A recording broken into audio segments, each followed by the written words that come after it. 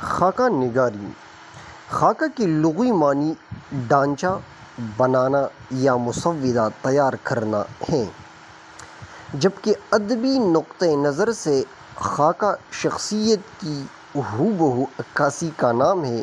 اس لیے خاکہ نگاری میں نہ صرف شخصیت کی ظاہری تصویر کشی کی جاتی ہے بلکہ باطن کا بھی احاطہ کیا جاتا ہے۔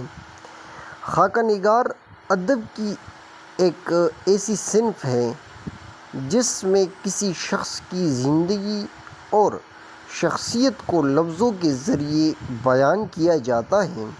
اس میں نہ صرف ظاہری خود و خال کی عکاسی کی جاتی ہے بلکہ اس شخص کے باطن اور مزاج کو بھی اجاگر کیا جاتا ہے۔ تاریخی طور پر خاکہ نگاری اردو ادب میں ایک اہم مقام رکھتی ہے اور اس کے ذریعے شخصیات کی حقیقی اور جانبدار تصویر پیش کی جاتی ہے۔ خاکہ نگاری کی تعریف۔ خاکہ نگاری سے مراد کسی شخص کی زندگی، عادات اور شخصیت کو تفصیل سے بیان کرنا۔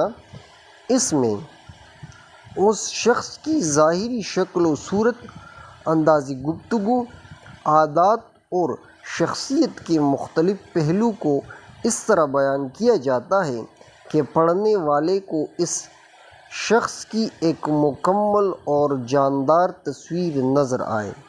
خاکہ نگاری کا مقصد کسی شخص کی شخصیت کے نمایاں پہلو کو اجاگر کرنا اور پڑھنے والوں کو اس سے روشناس کرانا ہے۔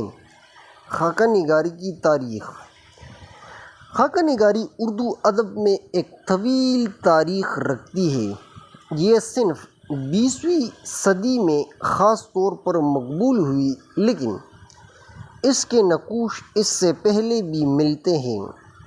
قدیم اردو ادب میں بھی شخصیات کے خاکے ملتے ہیں، لیکن انہیں باقاعدہ صنف کا درجہ نہیں دیا گیا تھا۔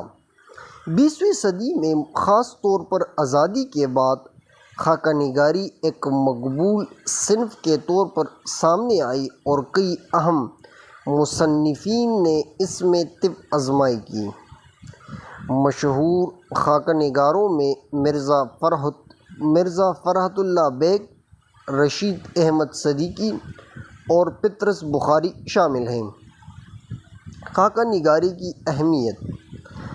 خاکہ نگاری ادب میں ایک اہم مقام رکھتی ہے کیونکہ اس کے ذریعے تاریخی اور سماجی حقائق کو محفوظ کیا جاتا ہے، شخصیات کی زندگیوں اور کارناموں کو قارئین تک پہنچایا جاتا ہے۔